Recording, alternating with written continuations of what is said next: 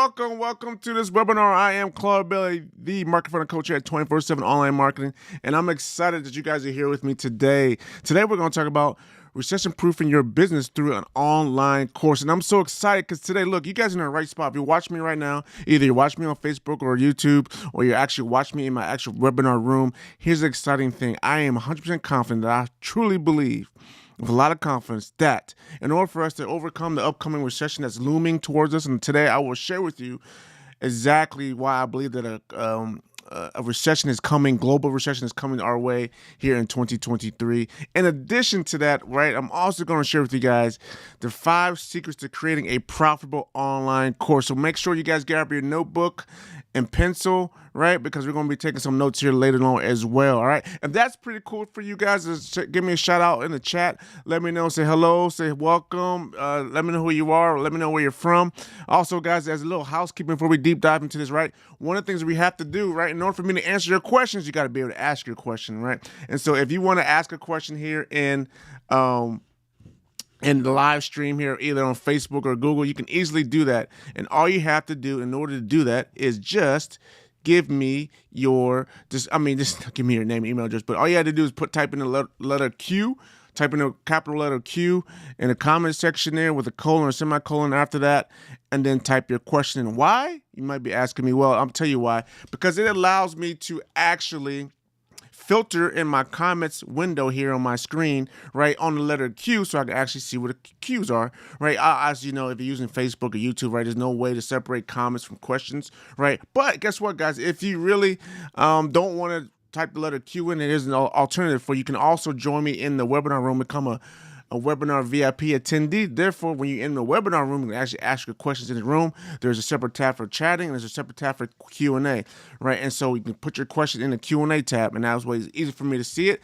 And be honest with you guys, if you're willing to give me your name and email address, I'm willing to give you VIP treatment. You will have priority on getting your questions answered. We will not shut down this webinar until your question is actually answered, and I will pause and wait until your question is actually answered. Okay, so if that sounds great to you guys, I want to just keep us moving here. And so here's what I want to share with you guys. Right, we are here today to talk about recession-proofing your business. Right, and I really want to do that because I really do believe, right, that the strategy that I'm about to share with you, right, is going to allow you to recession-proof your business without downsizing, without headcount reduction, or even taking on more debt. Guys, right? I really believe that this online course is going to be the strategy for you. And if you stay with me, right, you stay with me toward the entire end of this, I believe you're going to think the same thing. So can I get you all to stay with me here? Please let me know in the chat. Give me a hands up. Give me a hand clap. Give me something. All right, guys, as you can tell, I'm pretty excited about doing this, man. I've been doing this, these webinars and live streams here for, for the past couple of weeks here, and I'm excited about doing each and every time I get up here and do it because I truly believe what I'm about to share with you is going to be pretty awesome. Now, before you probably saying, Claude, really, is a recession really coming? Well, here's, guys, I'm just going to give you some bit of history on what the effects of when a recession occurs, how does it impact small businesses and businesses in general, right? So back in 2008, when we had the Great Recession, as we called it, right, it lasted about 2 years, right? I'm going to tell you guys, according to this article here, about 1.8 million businesses, guys, 1.8 million businesses closed their doors during this time, right? 1.8 million businesses closed their doors during this time, guys. And so that's a lot of businesses if you think about it, right? That closed their doors. Now, do we want to be one of those 1.8 million businesses that close in upcoming near recession? Of course we don't, right? So, guys, so what are we going to do? So let's look at some more statistics here, right? So let's be legitimate here and answer some questions here. Right, so I looked in deeper. So I found another article here by the Harvard Business Review, and what they said, right? What they ended up doing was they actually they did a study and they observed and recorded and watched historical data. Also, they went back in time, and what they ended up doing was end up watching and studying the growth rates of about 5,000 companies before a recession occurred, right? And then they watched them. They watched the same 5,000 after the recession ended, and they did this over 3 recession periods, right? And so what they have found out, right? They found out that 17% of companies do not survive a recession. 17% of companies do not survive a recession. That's a lot of companies. You think about it, right? That's a lot of companies, man. The GDP is going to drop. 17% of companies are gone, right? You think about the number of companies that are out there, right? 17% is a lot. right? And you look at the number before, $1.8 million, 1.8 million, sorry, dollars, 1.8 million businesses closed their doors during the 2-year recession in 2008. Okay, and now we're saying, on average, you got 70% of companies going to close their doors no matter what the recession is going to be, no matter how long or how deep or how steep it is going to be, right? So that's a lot, right? So this is important. So guess what, guys? So of the 80%, approximately 80%, same article, same study by Harvard Business Review, right? They found that 80% of the companies take longer than 3 years to regain their profit and growth rate that they had before the recession. So 80% of the companies take longer than 3 years. Can you imagine? Okay, the recession's over. You made it through the recession. Recession's over. The economics shown that people are buying, people are willing to spend, right? But you're still taking you 3 years to catch up to where you were before the recession occurred. And what if that recession's only a year, right? You lost a year's worth of growth, and it's going to take you even more than 3 years to gain that back. And that's a lot of time, right? And I believe what I'm going to share with you guys today, right, for the online course is going to help you prevent from being that company that takes more than 3 years to grow. And actually what I believe, right, what it's going to do for you is that you're going to become one of the 9% of companies that get even stronger during a recession, right? So that same study shows that 9% of companies come out of a recession stronger than ever. 9% of companies come out of a recession stronger than ever, right? And I believe that what we're going to share with you here today with the online course is going to help you do that, and I'm going to show you why. Just trust me, stay with me, and I'm going to show you why, okay? Now, with that being said, let's just try to deep dive. Is a recession actually coming, Claude? Really, Claude? You're going to hype me all up about an online course and you're going to try to use it to say that a recession is coming, right? Is it really legitimate? Well, guess what, guys? Let's go to Google, because Google knows the subject matter experts, right? They do their whole algorithms based upon finding the subject matter experts out there, right? As a marketer, I know this is what they do, right? And so here's the key. Are we currently in a recession now? According to an article from Forbes magazine, right? According to Forbes, not yet. We're not yet in a recession. This is back in December 13th where I took a snapshot of this. So it's December 28th right now. So December 13th, we're not yet in a recession. So, okay, great. So they're saying, Forbes saying we're not quite yet in a recession. But I will tell you this, guys, is doing a lot of research and study over the past 6 months, right? It's teeter-totter, right? You got some people that say that we were in a recession back in the summer. You got some people say that we're not in a recession. And all it comes down to how you define the word recession and how you really come down to how you define the word significant. Significant. It's significant 1% or 2%. We're going to talk about a little bit about goals and measure something measurable, right? Significant is not measurable unless you got to point a number to it. You can't measure significant. What's significant, right? And so that's what it comes down to. People are arguing over the word significant if we're in a recession or we're not in a recession, right? And so let's see what else is being. So, okay, we'll just go with Forbes. We believe that they're saying we're not in a recession, right? So the question I now have is, okay, will we be in a recession in 2023? Right? Will we hit a global recession in 2023? And look here, guys, here's another article from theeconomist.com. This was written back in November 18th of 2022, right? A little bit more than a month ago from today's live webinar, live stream here. And we are looking at, in the short term, the answer is grim. Much of the world will be in a recession in 2023. They're saying we're going to be in a recession in 2023. That's from theeconomist.com, all right?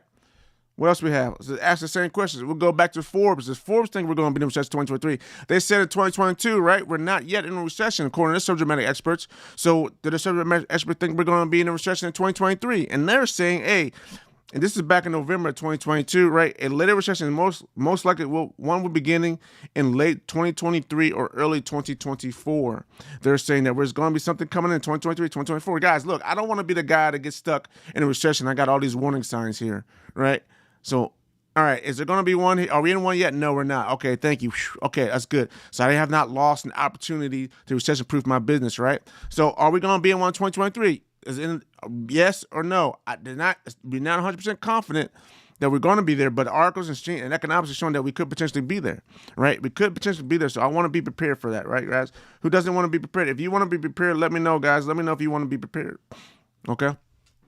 Another article, right, showing the same thing for Fortune, right? Fortune is saying, okay, guys, we go to Fortune. They say, all right, look, with the U.S. and Europe slide, will the U.S. and Europe slide into a recession in 2023, right? December 12th, less than a month ago, same month, right? The global economy remained weird in 2023. It's going to remain weird. I don't know about you, but I don't trust weird, man.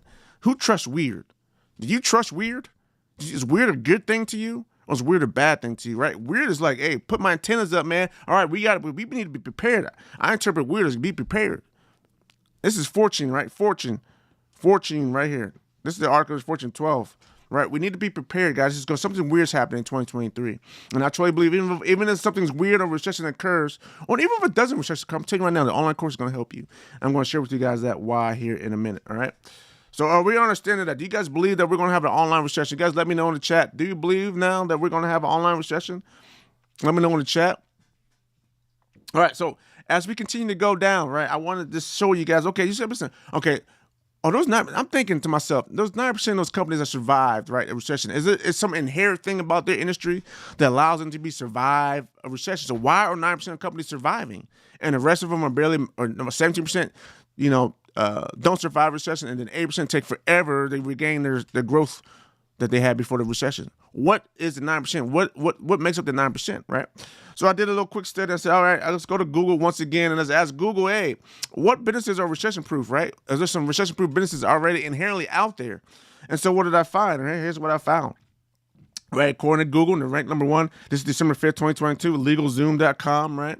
They're saying that healthcare and related services, right, are good recession-proof industries.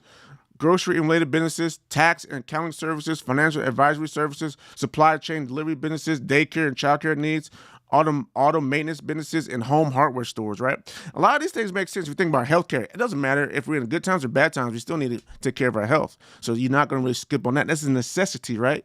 Food, while your body, your needs are a necessity, your health is a need, right? It's a desired need to live, right? So that makes sense. Groceries, all right, I can't go out to eat. I need to buy groceries. Makes sense. Tax and accounting services, financial services. All right, we're in a recession. Hey, man, I need some help, man. Help me figure what I need to do with my money to save it so I can, continue to move on, right? Hey, guys, let me know, man. Is my screen jerky to you, man? I look over sometimes, I look at my monitor, and I look like it's jerking. So let me know if it seems jerky to you on your end, guys. Let me know in the chat. Just want to know if it seems jerky to you, but it looks like it's jerky to me, but I'm not coerced. Maybe just me seeing something here flickering. So just let me know, guys, in the chat. All right. Daycare and childcare needs, auto maintenance businesses, home care, hardware stores, right? So these are just what they're showing as to be type of recession-proof industries that no matter what, these are still going to be things that people need to survive and live, right? It comes down to needs of what you need to live. All right, so let's look at a different article here. Once again, we'll go back to Forbes, right? Everyone knows Forbes. Forbes has a lot of subject matter experts, and Google knows that, and so that's why they get listed high up in rankings, right? So back in August 25th, 2022, still this year, right? They listed home improvement contracting. We saw that before. Online reselling. That makes sense. Cleaning services. I still don't understand cleaning services, guys. I don't know. If you understand cleaning services, someone please put in the chat, why is cleaning services a recession-proof business industry? I'm thinking if I can't afford anything, I'm just going to have to clean my house myself. But I don't know, man. People don't know how to clean, so this is a necessity. I don't know. So just let me know, guys, why you think cleaning services is one. Childcare makes sense. To give you working, you still need childcare. Online freelance, right? If you're not working, I'm trying to find ways to make some money. So you do online research. Online teaching goes another one, key one here. And then accounting, bookkeeping, and financial planning, and then car repairs, right? So all these return. This is a new one here. Online teaching, right? That's the one I really want us to pinpoint and talk about a lot today. Online teaching. So I deep dive and I actually opened up this article from Forbes, right? And this is what they had to say on this article on online teaching, right? So we look at the e-learning industry. It's called the e-learning industry, right? And here's what they have to show us, right?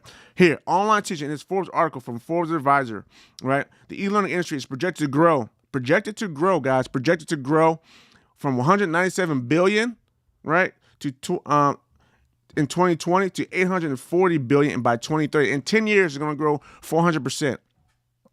We're at the end of 2022 as I'm doing this live stream here, this live webinar, and so we're at the end of 2022. So we're already 2 years into the growth of this projection here, right? So it's going to grow 400%, 4 times its value back in 10 years.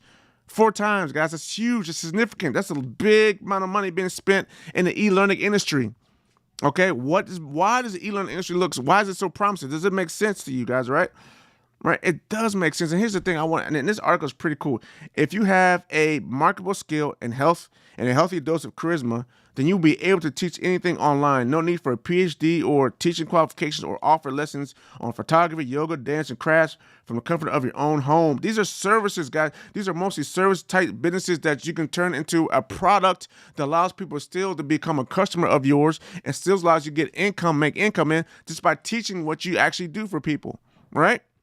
Teach them what you actually do for them, because here's the deal. There's basically 3 tiers in my mind. Write this down if you want to, right? There's the do-it-yourselfer. There is the do-it-yourself customer, there's a do-it-with-you customer, and there's the do-it-for-me customer, right? So think about it. Money's great. Money's flowing. Boom. Money's coming in. Maybe you got so much money coming in, you're just going to figure out what to do, right? You're going to do what you want. What you desire is not necessarily what you need. You're going to go above and beyond your needs to do what you want. And I don't feel like cooking. So we're going to go out to eat. And we're going to go to a great restaurant to go get something to eat too, right? So that's do it for you, right? Do it for me. Cook me. Go to restaurants and do it for you right now. Tough times, right? Tough times. Hit hard. What happens? Well, I'm a little nervous about how much money's going to come. My money's going to come in a lot. So let's just cut back on doing it for me. Let's go to restaurants. Let's kind of just maybe go do it for you. Let's go to the grocery store, right? That's one of the industries. Go to the grocery store. We're going to do it ourselves. We're going to cook ourselves, right? We're going to cook ourselves. But hey, guess what, guys? I learned this from the pandemic, 2020. COVID-19 taught me this. But after so long, man, I don't know no good recipes, man. I really wish I had that taste of that steak from that one famous restaurant we go to all the time. But we can't afford to go there. But, man, I wish they would show me how to make it. I'd love to try to make it, right? So now you're going to the do-it-with-me type stage, right? So you got to do it, do it with me. So here, going with cooking here, right? So I'm the restaurant owner. I'm cooking your food for you. Great. Awesome. Sweet. Awesome. Now, I can't afford you no more, man. What else can you offer me? Well, here's what I can offer you. I can want to offer you the recipe book of my greatest recipes. You can have that and go to the grocery store. I tell you what to buy from the grocery store. You go buy that. I'll give you all the measurements and all that, and you go cook it yourself. Great. Hey, or here's what you do. I can give you the book as well. And then what I can do is I give you some training videos, tutorial videos, so you can actually see me and how I do it. So you can be like an apprentice. You can see how I cook it. And that's going to be called a course. And it's going to be I'm going to do it with you type of thing, right? Then I'll be available to answer any questions, whatever you may have during the course. Perfect? Boom. That's the course. That's the shift. That's how you can also shift down with your tiers, offer something, a service, and still make income, right? You see what I'm saying here? Does it make sense to you, right? And you don't have to have a PhD. You need to have experience, right? They already know you have experience because they've been going to your restaurant. They love eating your food, right? But they just can't afford it because they don't know where the money's tight, right? They want to save their money a little bit. So, all right, you give them something a little cheaper for them to go into and learn how to cook some of your greatest dishes on your menu, right? So some of you guys might be worried, worried about, oh, man, if I do that and the economy starts booming and they're not going to want to come back. Dude, I'm telling you right now, man, they're going to want to come back because they got clean dishes, right? They got to do dishes, man. Most people don't want to go out to eat most of the time because they don't have to deal with the dishes, man. The cleanup work afterwards. You got to clean all the pots and pans, and then you got to clean up all the utensils and all the dinnerware that you use to eat with, right? I don't know what to do all that. And then you got to clean the table down, wipe the table, all that, sweep the floor. Dude, seriously, trust me. There's a reason why, besides your food tastes great and your recipes, that people go out to eat. It's because they don't want to do all that other stuff that comes with going out to eat. All that other stuff's taken care of. All right, so don't even worry about that, right? So what else do we have here, right? So I deep dived into that. And so I want to say, okay, all right, that's a lot, man. So 400% in 10 years, is this literally real, man? Maybe Forbes is not telling me the truth here, right? So I looked some more, did a little bit deep. I said, what is the growth rate of e-learning industry? And here's what we found out. Here's an article from the Global Newswire. I guess it's a PR newswire. Anyway, they published an article here that says 14.6% compound annual growth rate. CAGR stands for compound annual growth rate, okay? And they're saying the market size in 2019 was 144 billion, right? And if we look back, right, they're saying 2020 is 197 billion, right? So the numbers are off. It depends on where you get it from, right? But they're saying projected market size in 2026 is 394.3 billion, right? Which is going to be compound annual growth of 14.6%. That's a lot. That's a lot. Okay, that is a lot right there. So I look again at someone else. So we got someone with GM Insights. They say, look, hey guy, from our studies, right, we're expecting a growth rate of 20% from 2022 to 2028, 6 years, 20%. Humongous, guys. That's humongous. Right. They're saying in 2021, the market size was 315 billion. Right. In 2021. So a significant amount, significant increase. Here's another article. Same one, same information. It's a PR Newswire, so I think it probably came from this one. So anyway, Global Market Insights, but same data.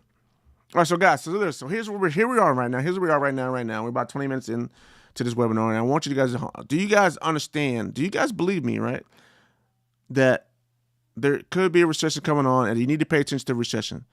Are we clear on that? Let me know in the chat. Tell me, are we clear that there is going to be some sort of recession, that we need to be alarmed, we need to be alert, that we need to be prepared for potential upcoming recession here in 2023? Do you guys believe that, yes or no? Let me know in the chat. Now, If you do believe that, right? I believe that 9%, if you want to become one of the 9% of companies that come out of recession stronger than ever, outperforming competition in their industry by at least 10%. This is from the Harvard Business Review. They said not only did the 9% of those come out stronger, but they like surpass their competition by 10% when it comes to their growth, right? Profit growth and sales. And then the article, the title is Roaring Out of the Recession, right? And that's from the HBR article, Harvard Business Review. Right, so here's my bold promise to you guys, right? I truly believe the online course is the vehicle to grow your business through and out of a recession. I truly believe it. Based upon based on the industry projected growth rate, right? Based upon the recession-proof type businesses, and e-learning is one of them, right? And based upon the fact that, look, of my three types of customers, 3 tiers of customers, the do-it-yourselfer, the do-it-with-me, and the do-it-for-me customer. In a recession, we're going to shift down towards the bottom two, right?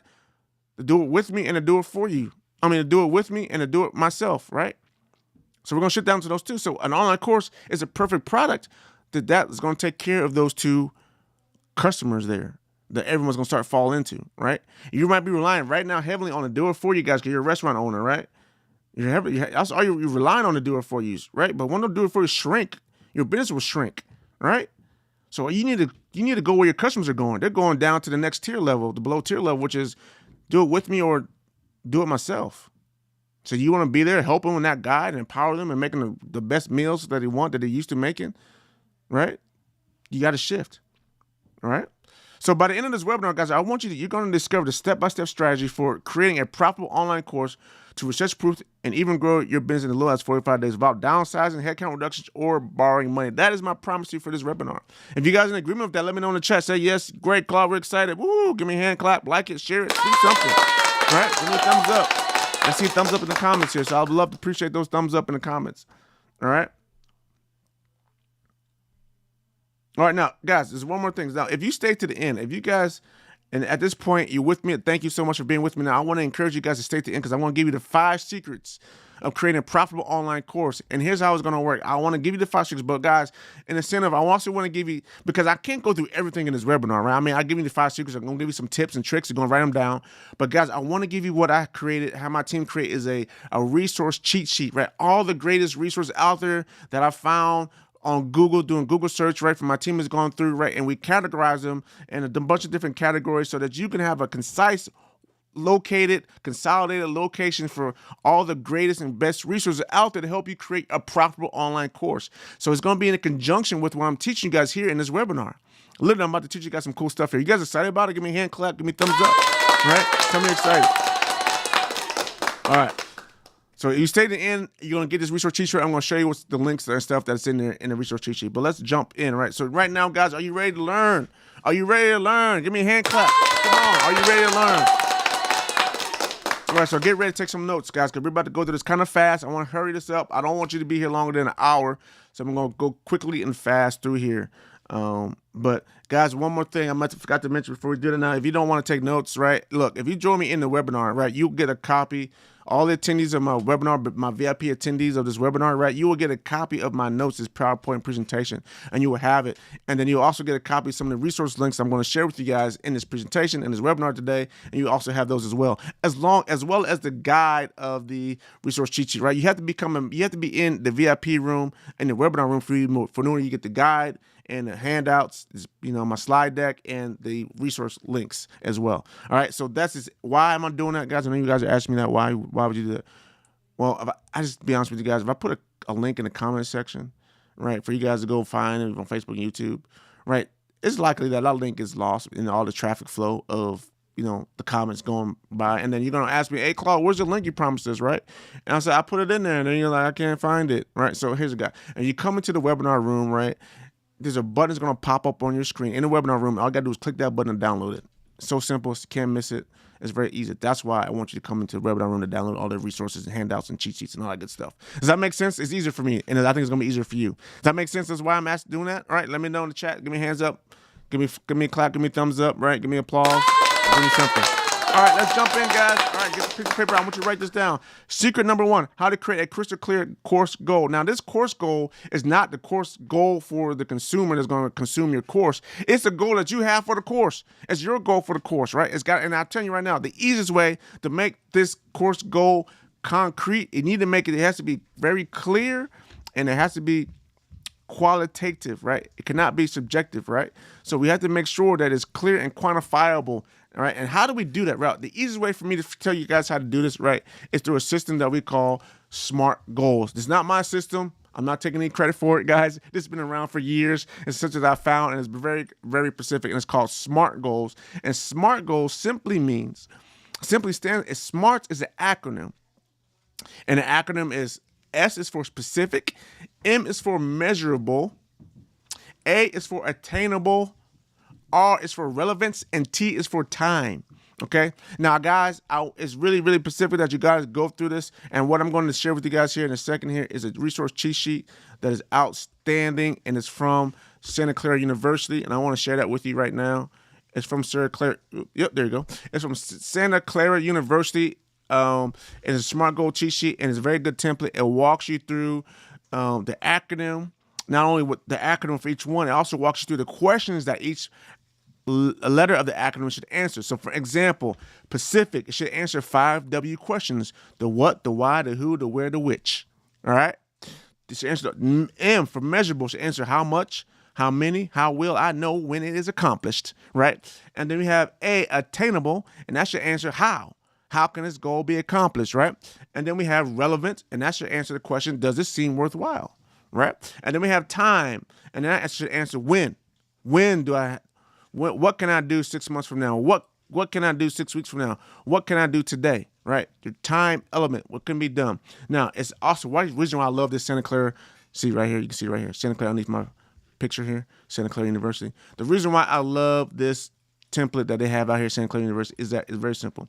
It gives you this nice fill in the blank template work goal statement. All you got to do is fill it out. And it's pretty simple. I, or accountable party, will action word or words, object of the goal by some time for the purpose of relevance results, right? Simple. So, and give you some examples here. I will complete 3 reporting technical courses by June 30th, 2018. Here's your time, right? Here's your action word, complete. Here's your objective of the goal right here, technical courses, right? In order to improve my knowledge, here comes your relevant end results, my knowledge, skills, and ability in creating and analyzing and summarizing data, right? Now, I say this is a decent example, but I'll be honest with you guys, this is kind of a little bit weak one to me.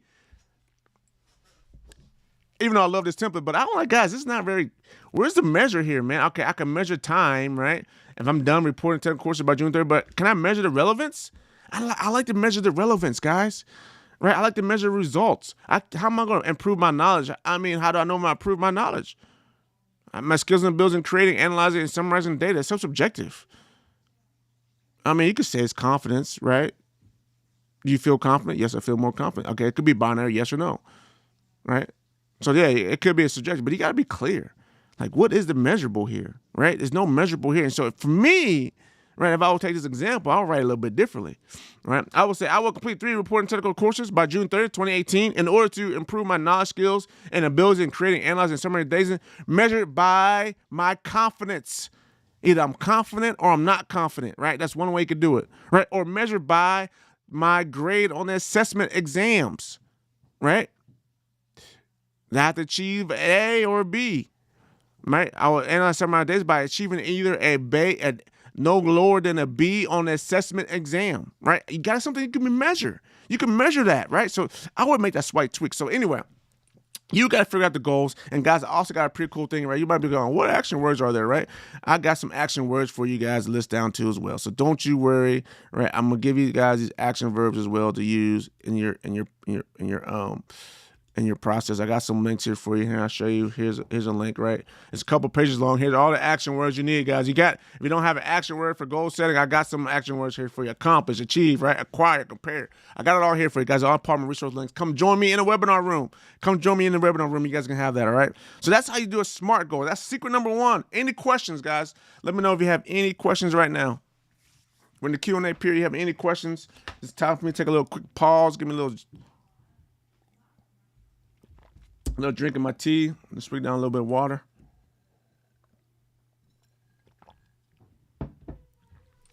All right. Any questions? Go ahead and let me know in the chat right now, guys. Really appreciate it. We're talking about our SMART goals here. Now we're going to move on to secret number 2.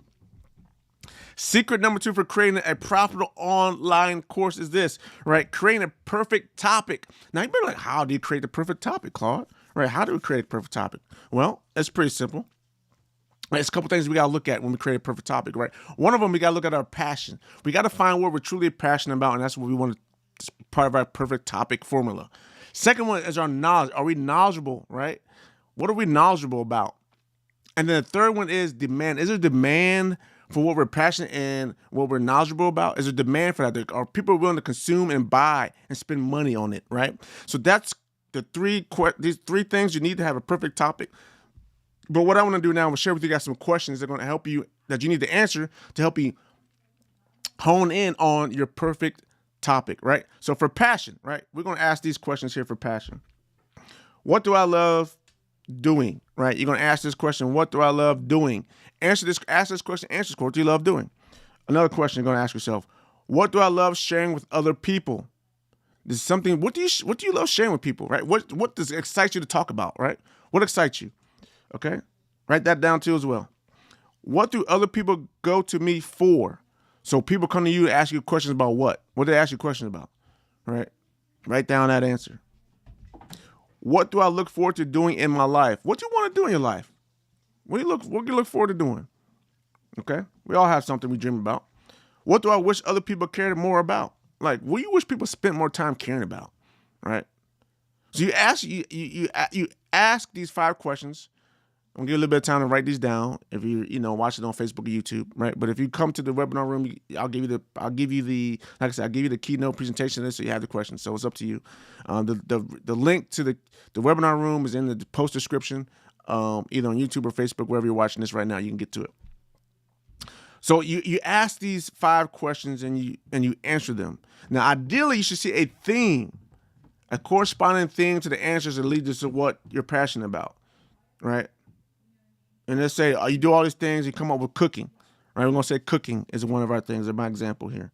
We've been talking about restaurants, and we're talking about cooking, all right? So now, let's talk about knowledge. So what questions do we have to find out about our knowledge, right? Because you kind of know what you're knowledgeable about, right? You kind of know, but let's just make sure we hone in and we're clear about it, right? So what am I trained to do or have a lot of experience doing, right? Write down that question. You have a formal education in something, right? Maybe you went to cooking school, right? So far, I've been trained as a cook. I've been trained as a chef, right? I may have a lot of experience. Maybe I wasn't, but maybe I didn't got a degree, a culinary arts degree, but hey, I've been cooking since I've been 13. Started off in Burger King. Now I'm at one of these great restaurants right here. I have a lot of experience. I've been working since 13. I'm now 23, 25, 27, 30 years old, right? You have a lot of experience doing it, right? What skills have I developed? You might develop some skills. It could be through formal education. It might not be through formal education. It could be through apprenticeship. This could be because you just picked them up and you've been studying it and learning and teaching yourself. Right? So what have you developed? What skills do I already teach others about? You might already teach people. People might come to you stuff. Remember that same question we asked about, your passion? Or what people ask you about? Well, what skills do you already teach others? You might be teaching them some skills. What are they? Okay. And so before we jump into demand, right?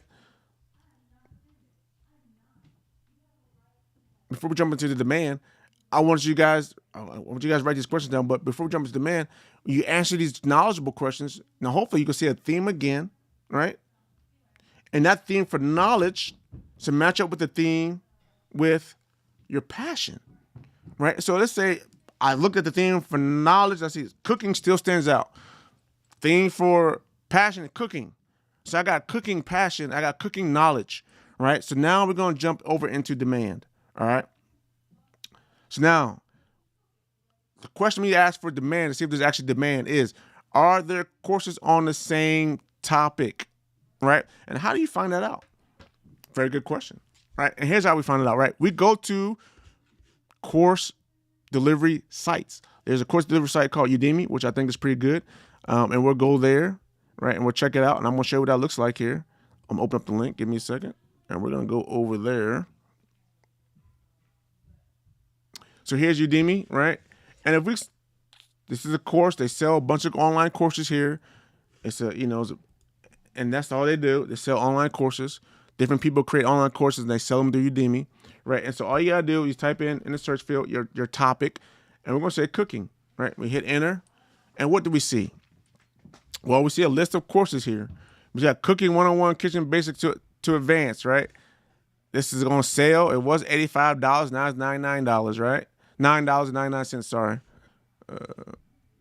Essential Cooking Skills was $45, now $29.99. Indian Cooking was $35, $9.99, right? Frequently Bought Together, Herbalism, 12, 11, 13, right? It's on sale now, you can see. But my point here is, guys, you see there's a lot of courses out here onto this site, right? It's not like there's none or there's zero or there's just two of them. There's a lot of them here for cooking. So this means that there's a demand for cooking, man. People ain't gonna make some stuff that ain't no demand for, right? So there's actually demand here for cooking. There's some other cool things that we'll jump into, and I don't want to get too ahead of myself, but I want to kind of give you a secret look. Look at the reviews here, right? You got over 1,000 people. Now, you might have courses out there, but you don't like how many people really buying the course, right? Now, people got a lot of courses, but people really buying the course. Well, look, this guy's got over 1,000 reviews, and he's at a 4.4 star out of 5. This person, bestsellers, got 1,100 reviews, right? 4.6. This person, highest rated, he has 4.9 out of 5 and 438 reviews. So there's people buying this course. You can kind of figure out the numbers here. People buying these courses, right? This person right here, Healthy Cooking Fundamentals, right? 2,200 reviews, 4.7, right? Cool things here. You can kind of see this is only at 1.5 total hours, right? 43 lectures, an hour and a half total, right? Thai Cooking, 549 reviews, right? This guy's probably getting started. He's at 140 reviews, but 4.7, right? So you can see there's demand here, guys. So that's how you find out the demand. Is this making sense to you? Let me know in the chat. All right. So the other thing we like to do is I like to go to Google itself, right, and see if people are willing to pay to advertise for get people to buy their course, right? And so what we can do here is we just go to Google and show you how this works. We go to Google, all right, and then we're going to type in cooking course, all right. Hit enter, see what it gives us, and boom, all right, it wants to know all right, fine. It wants to know my location, right? And so you can see here, ad, right here. We got an ad right here. Boom, this first one's an ad. People are paying for this. No, here's another ad, right? Here's another ad. I got 4 ads, man. 4 ads on top. And then they give me the local, then Google's gonna give me some local businesses here, right? And then we got the regular organic stuff. But I got 4 ads on the first page, right? And then here's the next page, right? We're going down, scrolling down. Here's another ad at the bottom page. We got another ad, right? So we got 5 ads on the first page, okay? You keep scrolling, you see more ads. You got another 2 more ads, right? You keep scrolling down, you see more ads, more ads. So there's a bunch of ads. These are not the same ads over and over again. These are different ads, right? So definitely, if you see paid advertising, you see people paying to advertise for that topic, that means there's demand. And they ain't gonna pay for advertising people ain't buying.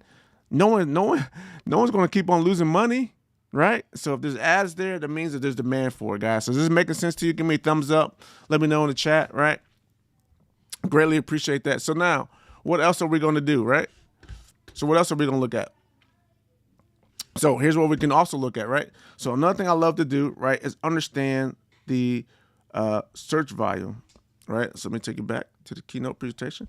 So I love to understand how much monthly searches are there. So you got an understanding from Udemy how many people are buying those courses based upon the reviews, right? But I really want to understand how many people search for that keyword topic or for that my new product topic, right? My new course topic a month. So it's going to kind of give me another feeling of the demand, right? Because, I mean, ideally, I had this course goal, and if I'm writing a course goal, I'm going back to secret number 1, right? I'm doing my SMART goal. It's going to be related to something, being able for me to be able to pay for an expense, right? I want to be able to pay for my expense, give me some profit, or something's going to be related to it, right? And I know that customers equals profit, right? Depending on how much I'm going to spend. And if I don't know, and I also want to know this because, like, guess what? If I have a small audience, right, I know I'm going to have to charge more to reach the goal I want. Or I need to be realistic about my SMART goal, right? I'll give you a measure. So we need to understand the search volume for this, for our keyword, for our topic, right? And how do we do that? It's very simple. There's one way I love to do this, and a lot of that to go to. Once again, we're gonna go back to Google, but we're gonna go to a free tool that Google has called the Google Keyword Planner. Now, it used to be years ago. It used to be truly free. You didn't have to have an account, but now you got to have an AdWords account in order to really get the most accurate data from Google here. It has to be an active AdWords account. But once you get in there, you get to the tools, right? You're going to click on Discover New Keywords, right? And then you're going to type in your keyword here, your product topic, which we're going to say is a cooking course, right? And then you have the default language, and you say your location. We're just going to say United States for now. And then you hit enter, and then you hit get results. And now it's going to show me a list of related keywords related to cooking course. And it's also going to give me the search volume. And it's also going to give me this cool chart, right? So let's just start from the top here. So we got this cool chart, and it's showing me the trend back from this an annual trend is over 12 months, right? So back in December 2021, you can see the trend here. We had a total of 337,000 monthly searches. Of those 337,000, it was a mobile was 211,000, right? And this is all the keywords that are related to cooking course, right? Because then we're going to go down here, it's going to break it down for us, right? But you can see it dips, right? And then you can see it's starting to grow back again, right? So sometime in this period, people are starting to look for cooking courses related type items. Another cool thing about this, you can see that most of the searches here, right, looks like when you look at the numbers here between total and mobile, is that, well, it looks like most of them are actually mobile searches, right? So here's what we like to do. We go down, we see cooking course. How much monthly search volume is there, right? Can you guys see that? Let me know if you guys can see that in the chat. I'll blow it up a little bit for you. All right. You can see the monthly search volume right here is 74,000 a month. So 74,000 a month for cooking course. Look here. In the last 3 months, it's been a 49% increase, right, in searches. Year over year, 122% increase, and competition level is low, right? So this is very valuable data. Now look, remember we talked about paid advertising? Let me scroll over some more. So on average, right, the range of pay per click, how much people are paying per click, is between 50 cents and $3. All right, so now you kind of know people are paying between $2 and $3. This is good data, man. This is good data, especially when we go down to some of the later secrets. We got to know how much we're going to be willing to spend and advertise, right? So we can budget for it. We can see how this works. So this is great information right here, guys. If you guys agree, let me know in the chat, because this is something that I think is very, very valuable and lets us know if our product is in demand or not. You guys in agreement with that? All right. Now, there's one more product that I want to share with you guys, and I forgot to bring up the site, so I'm going to switch over to me, and then I'm going to go clean up here, and I'm going to log into it. And it's a site called by Neil Patel. It's called Uber Suggest. It's a great keyword search tool that I use, and I use it in conjunction with the Google keyword tool. Right, all the data is not perfect, right? But look, the more data I have, the better decisions we can make. And that's why I want to show you this. It is a free tool. The only difference between the free and paid tool is that you get a lot more searches you can do per month, and you can actually look at a lot more keywords. But overall, it's going to give you what I believe you're going to need here to do. And so I'm going to share my screen here. Now I'm back in. So all we got to do here, right, we're just going to log in. It's simply you're going to type in your keyword here, and we're going to say cooking course. And then we're looking English, and then in the United States again, you can see that at the top there. And then we're going to hit enter. Let me blow this up for you a little bit. And now what you guys can see here. So it's saying for cooking course, the search volume is 33,000. We saw 74,000. It's almost half of what we saw on Google Analytics. Now, it could be a lag on data. I can't quite remember, but I don't get too hyped. But what I'm looking for is trend, right? I'm seeing this high volume, this good search volume. 33 is great. So that's outstanding, right? Don't worry about this. I'm not going to go into this. I'm not going to go into paid difficulty. But this paid difficulty means what? Guess what? Easy. If I'm going to pay for ads, it's easy to get listed, right? Cost is low. There's probably not a lot of competition. So it's easy to get in front of your ideal customer with paid advertising here, right? And it's telling us the cost per click is $348. Now, this cost per click is different than what Google says, right? Because it's probably looking at all of the keywords underneath that analytics, right? And if we were to go back and do the average of all the keyword ideas that Google keyword tool gave us and did the average of that, it probably will come close to 348. All right. Here's another chart here that we can see looking at mobile versus desktop. You can see here it's showing that mobile is only at 9,500 searches, and where desktop was at 2,300 searches, right? 23,000 searches, sorry. Different data than we saw on Google Keyword Tool. Which one to believe in, right? Well, guys, I don't know. We have to find out. I have to do the numbers. I have to check, right? We have to test it, make sure we see which one's right, right? I would make sense. I'll kind of go off of Google, right? Their keyword, they probably got more accurate data there, and I don't believe that it's probably mobile rather than desktop, okay? So I would kind of agree with that. Now, here's another cool thing. It's going to show me the amount of people that click on SEO, organic keywords, and it's also going to show me the number of people that click on paid keywords, and also going to show me the number that click on no clicks, right? You can see here, I got 2,200 that click on SEO content, and then we have 11,000 that don't click on anything of that 33,000, right? And then another thing over here, which is going to lead us into our next topic, which is talking about our next secret, right? It's going to be talking about defining your perfect avatar. Now, here's what we have about this keyword, which I like using this one, is that it shows that for this keyword cooking course, 100% of the people, the age range is between 35 and 44. Between 35 and 44. That's great demographic data that you can use, and it's for free, right?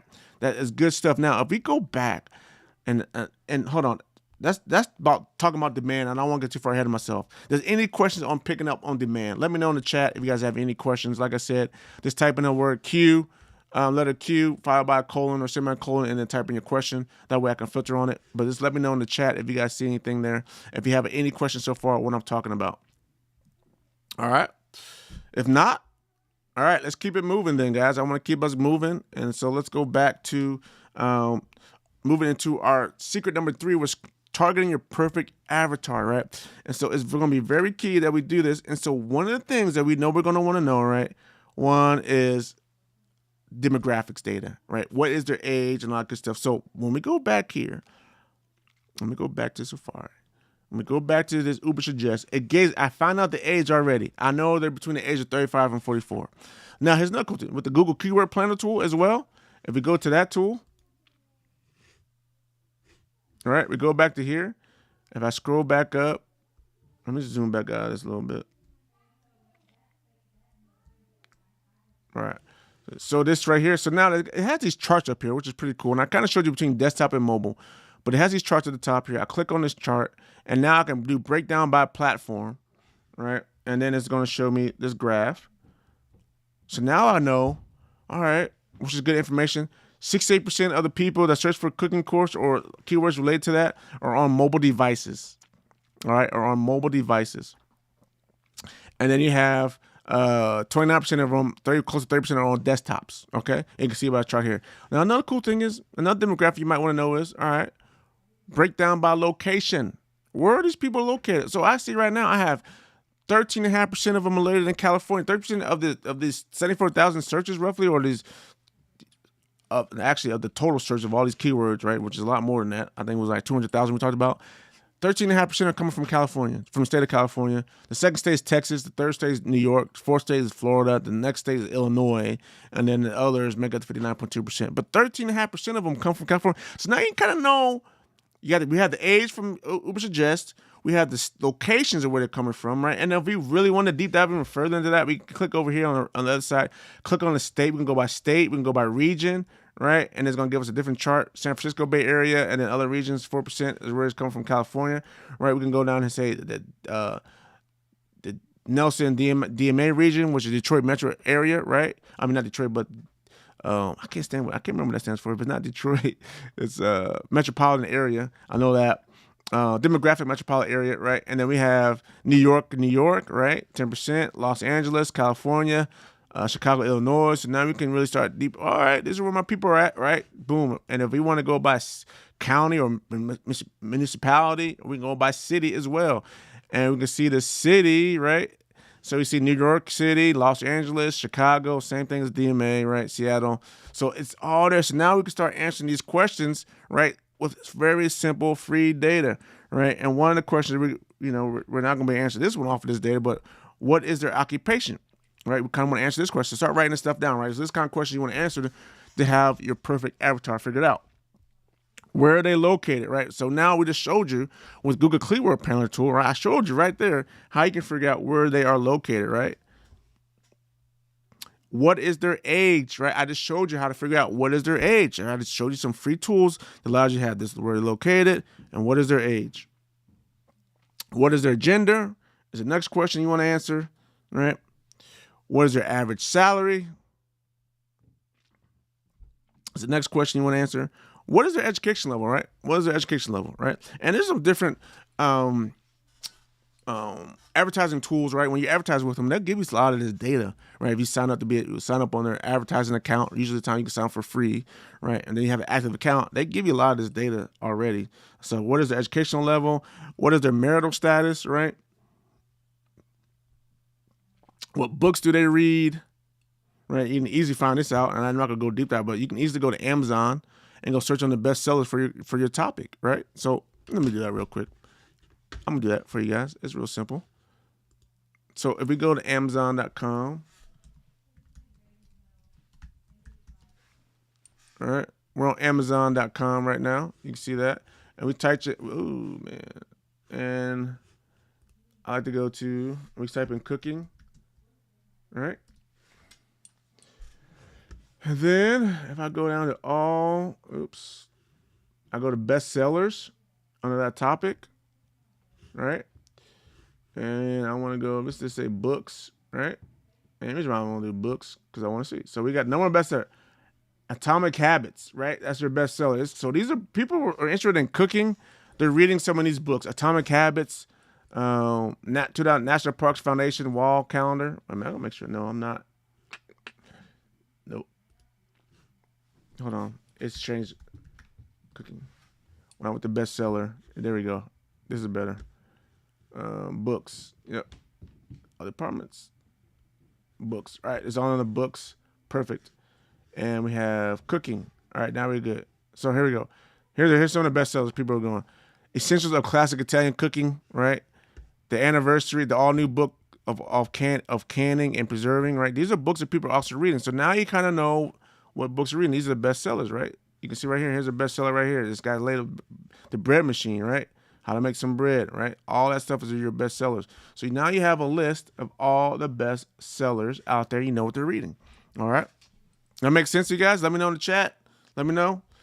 So the number, what blogs they go to? I'll see if you want to go back to Google to figure this out, right? You go back to Google and let me go Google for you guys again. Open up that Google window. All right, and you just type in cooking blogs, right? Type in cooking blogs. You can list it as 17 best food blogs to state your hunger in 2023. Here's a pinch of yum, a food blog with simple and tasty recipes, right? So you click on it so you can see what blogs are going to now, right? So real easy to do this, real easy to find this information out. All right. You guys agree? Let me know in the chat. Give me a thumbs up. And what do they look up to, right? Who do they look up to, right? What are their goals and aspirations, right? What are their current problems and challenges? Okay. What courses have they bought or tried before? Now, we went to Udemy, so you know what courses people are buying, right? You can go to Amazon. You can see what books they're reading, right?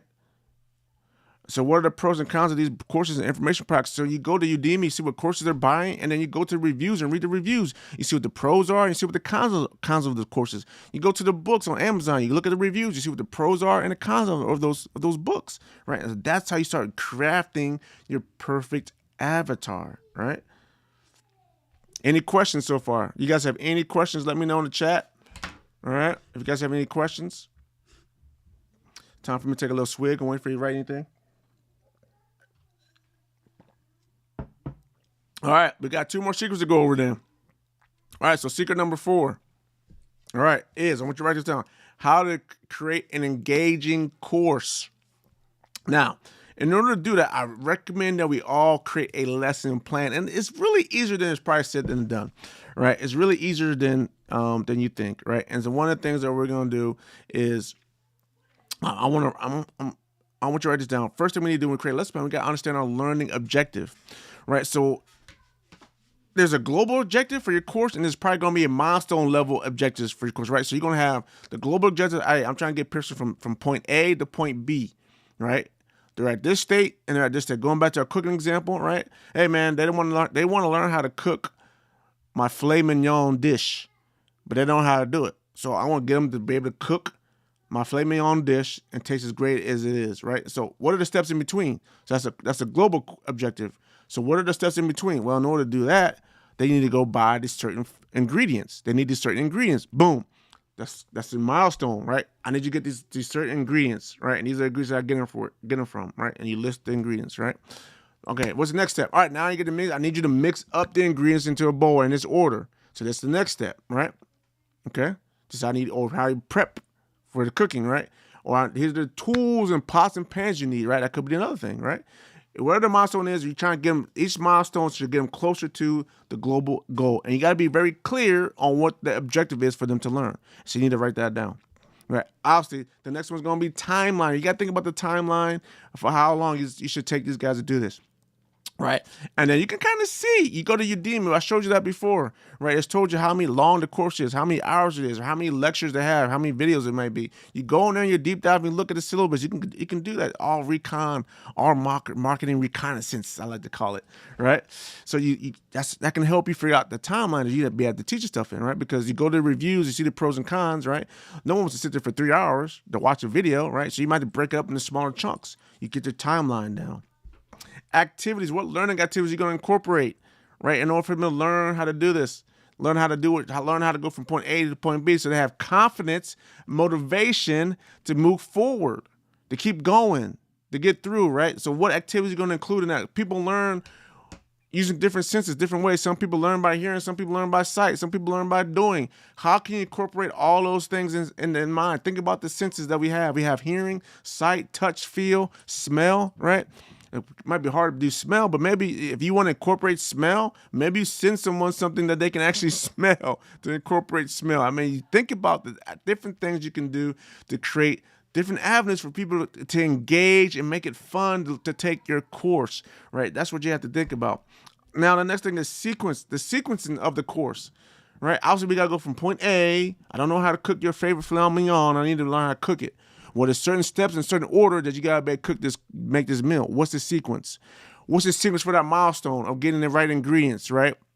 What is the sequence? What's the sequence for adding the ingredients into the pot, the pan to mix it up? You know, like so. What's the sequence I gotta do in it, right? You gotta lay that out. The next one is the assessment. Now, I believe this is an awesome thing to do in any type of course, even if it's the assessment. How are you going to assess that the student has grasped the information that you're teaching them, or do you want them to learn, right? You have to have, even if it's very informal, it doesn't have to be a 30-page test, 25 questions, right? It could be very simple. Hey, do you guys understand this concept? Yes or no? Here's a poll question if you're doing it live, right? Or even if it's recorded, answer this question and here's a poll doing it live, right? Yes or no? Do you understand this course? Yes. Everyone says yes, then you're doing a great job. If everyone says no, hey, hold up, I'm not teaching this right. I'm doing something wrong, so I need to reach out to them and figure out how to get this right. If you got 50-50 or maybe at 75-20, 75% understand it, 25% don't, all right, then now guess what? You have a community that's going to be able to help you because you know that some people understand it, and you can maybe help people individually, those certain individuals, with one-on-one or group office hour session, right? Or you can have the community help them, right? So another thing about assessment, it gives you great feedback for yourself on how to make the course even better. If people are not learning it, then you got to do something different. So it's not only for them, but it's also for you, right? So I think you really should understand. And then the other thing is how you're going to close out that milestone, how you're going to close out this course. What's next for them, right? So you got to think about the next step for them after that milestone, and maybe in the next step after they close out that course, finish that course. Maybe it's another meal you want to teach them how to cook, right? Because now that they master that, I want to teach you another meal that's off of my menu, right? Oh, yeah, I want to learn how to cook that menu, right? And now you know from the assessment, you can take them to the next step. All right, do we have any questions on secret number 4? Let me know in the chat, all right? Once again, guys, if you're in a webinar room, right, it's easy for you to watch that. If you're not in a webinar room, you're on YouTube or Facebook, type in the letter Q for me, please. Capital letter Q with the colon, followed by your question, so that way I can do a quick filter. I got a filter on Q's here, and I can see your question, and I can answer it real quick. All right. All right, the last secret that we're going to talk about here today is how to pre-sell your course. Now, look, guys, I do not want you to go out there and take on this risk of saying, all right, I believe in Claude Bailey told me, the market founder coach at 24/7 on marketing, that online course is the way. So we got a team. We got to create this course, right? And you're going to create this course, and you're going to create all the content for the course, and you're going to get there, and then you find out that you're not selling the course. Then you're going to be mad at me. Well, I don't want you to do that. And I don't want you to waste all that time and money and effort doing that. So this is what most people do, guys. Most smart people do, and we've been doing it for years. It's called pre-orders, pre-selling, right? Buy your ticket now before we go live, right? Right? You go to a live show, you don't buy, a lot of times you don't buy your ticket at the door. What do you end up doing? You buy your ticket before they get there. Football games, entertainment is known. It's not anything different. It's not like it's I'm seen of, right? Even in former education, you pay before you go to the school, right? We're used to this pre-orders, right? Now, we're going to pre-sell the course. And what does pre-selling look like? First of all, right, we're going to pitch your course to your perfect avatar before you complete the course. We're not going to complete the course. You're not going to go through all the content. You're not going to worry about how you're going to deliver the course specifically in detail. You're not going to worry about the membership site you need to create and all that stuff and all the content you got to put in, all the worksheets you got to make up, right? No, you're not going to do that now. What we're going to do is we're going to actually pitch the course lesson plan. We're going to pitch the course outline. That's what we're going to pitch, right? We've done a course outline in secret number 4, so we know the objective of our course, and we're going to pitch the objective of our course, and we're going to pitch the global objective, and we're going to also pitch the milestone objectives, right? That's what we're selling, and people are interested. They're going to buy. Say, hey, I'm going to have an online course. I'm teaching on how cooking. It's going to be a live course. It's going to start in 30 days or whatever date that may be, right? And then you're going to say, all we need to do, and here's what this is what you're going to learn. This is what you're going to this is what you're going to end up learning on each step of the way. Here's all the steps you got to take. Here's what you're going to learn from each step, right? And here's how we're going to make this fun and engaging for you. And if you're interested in joining and becoming, joining and taking this course, this live course, right? It's going to be this price as pre-order. And then guess what? Because you pre-order this course now, before you guys go live, I'm going to give you a discount on it. It's going to be this price. Boom. All right? That's all you gotta do. And guess what, guys? Well, you might be worried about, hey, guys, guess what? What happens if I don't get enough people that buy the course? Well, guess what? One, if you got no one that bought a course, you didn't waste your time in creating a course. Then you won't be mad at me. And secondly, right, if you have some people that purchase the course, but you don't have enough people that pre-order the course, and you don't feel that it's worth your time based upon the fact of your actual secret number 1, which is your course goal, right? If they're not in alignment, then guess what? You said, guys, guess what? I don't have enough people to register for this course. I'm going to refund your money back. I apologize. But hey, if you're really, really interested in this course, tell more people about it and register. I won't open it up, but we're going to just delay the course timing until we get more people to, register for this course, right? That's all you have to do. People understand. You're giving them money back. They're not upset. You gave them money back. They might be upset because you're not teaching the course, but guess what? They're not upset because you didn't rip them off.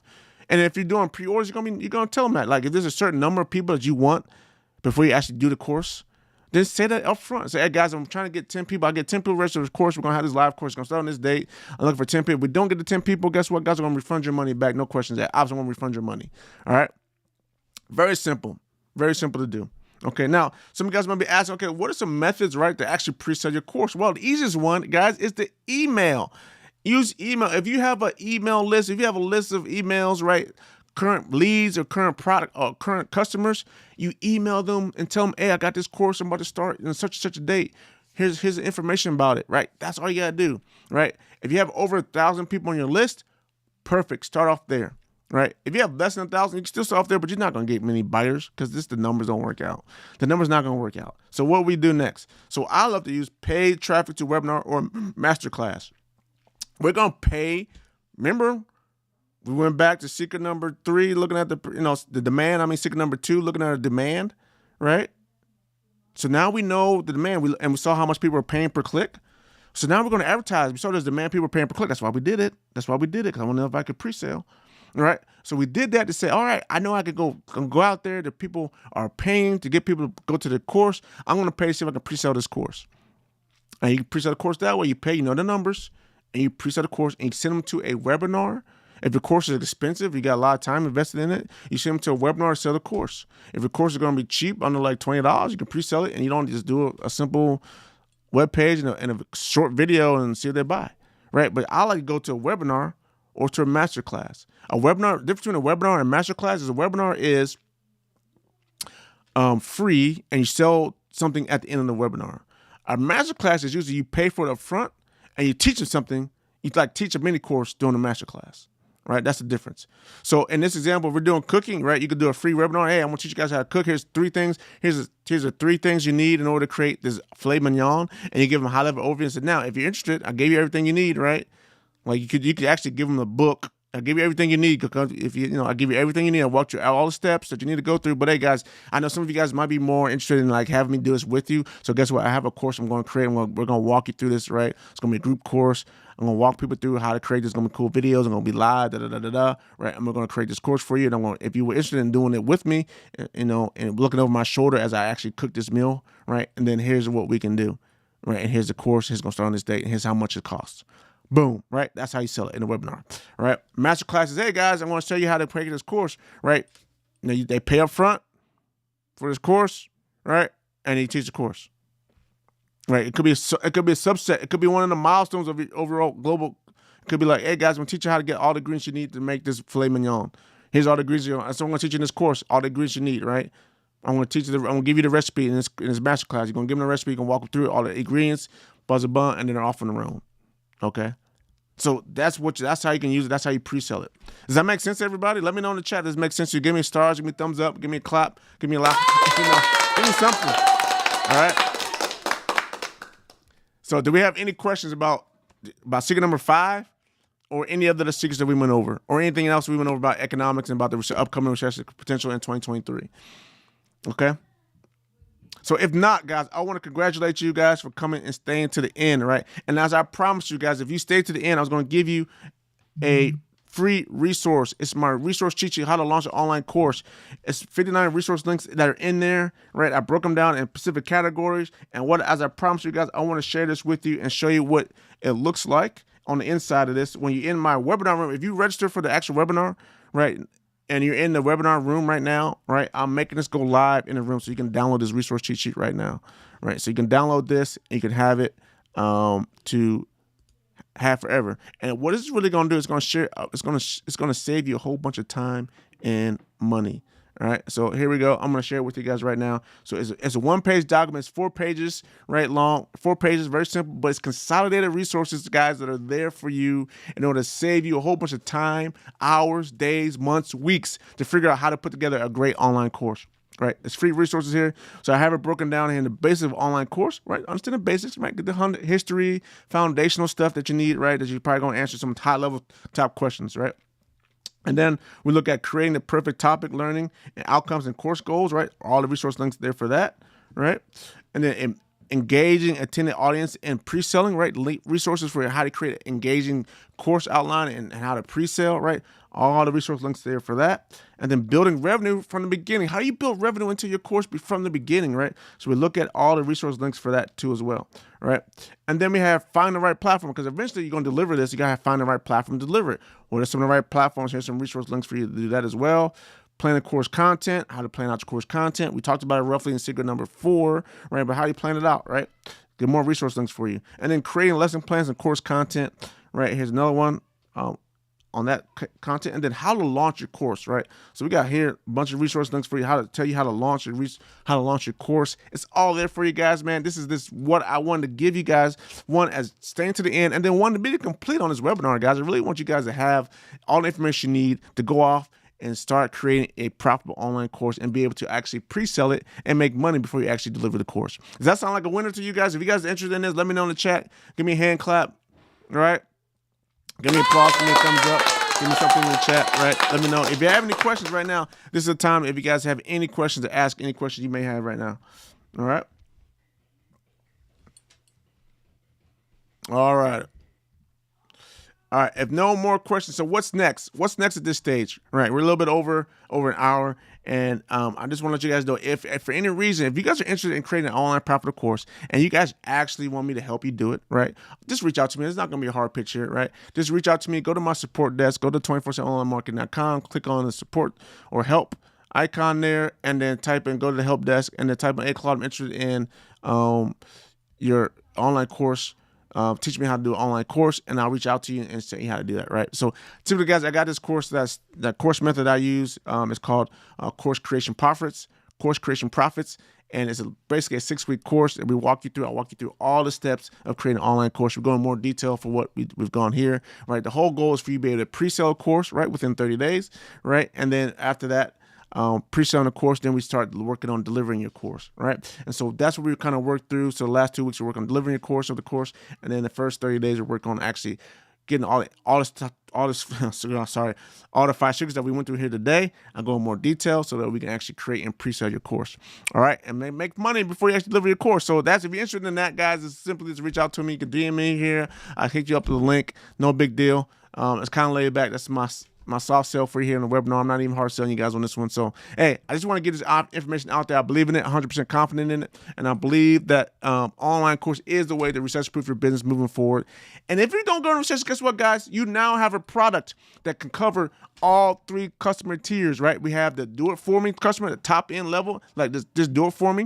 And then we have the guy in the middle that says, hey, kind of do it with me, right? Which will kind of be your online course with some help from you, maybe some one-on-one or some group help from you, right? And then we have looking over your shoulder type thing. And then we have the guy that says, I'm just going to do it myself, right? Just do it yourself, or just give me the manual, right? And I'll just figure out how to do it myself, right? So now we have that thing, so we can now cover all three tier customers. So even in a great booming market, right, you still may make money because you're able to hit all the different tiers, right? And so people that are booming and going and spending money out there at your restaurant, then they tell their friends about it, but they can't afford to go to the restaurant. And say, well, they got an online course. You can teach you how to do it, right? Really? Yeah. Oh, cool. Awesome. And then the guy goes, well, I can't really afford the online course. Well, he got a book out there. He give you all the recipes, and all you got to do is follow the recipe. Oh, man, that's great, too. I'll do that, too. So now you cover it, man. Now you got everybody covered, guys. You guys are going to be flowing the money, man. That's how you recession-proof your business, guys. So does that make sense to you? Let me know. Give me a hand clap. Give me an applause. Hey, we're going to end this webinar here, guys. We don't have any more questions. I don't see any questions scrolling through. So if no more questions, guys, I hope you guys have a blessed and marvelous day. Enjoy the rest of the year. We're coming to this year is coming to a close. I will go live again one more time for this year. This will be the last time I go live. It'll be tomorrow on this topic on how to recession-proof your business. I'll be going live again at 2 p.m. So if you guys have no more people that want to be interested in hearing about what I've talked about here today, right, go ahead and like and share. Go to YouTube, go to my live stream. List of videos that are going to be live. Share that with your colleague, your friend, your family member, whoever would be interested in doing this, right? And join me live again. Join me in the webinar room, though, guys, because you got to get better experience in the webinar room and get all the cool details, you get my keynote presentation, you'll get my resource links, and you get this resource cheat sheet, right? So God bless you all. Have a beautiful day. Enjoy the rest of your time. Enjoy the rest of your year. Hopefully, I'll see you guys tomorrow. If not, have a great, happy New Year, and I'll see you guys in the New Year when we together recession-proof our businesses. Thank you, and God bless you. Bye now.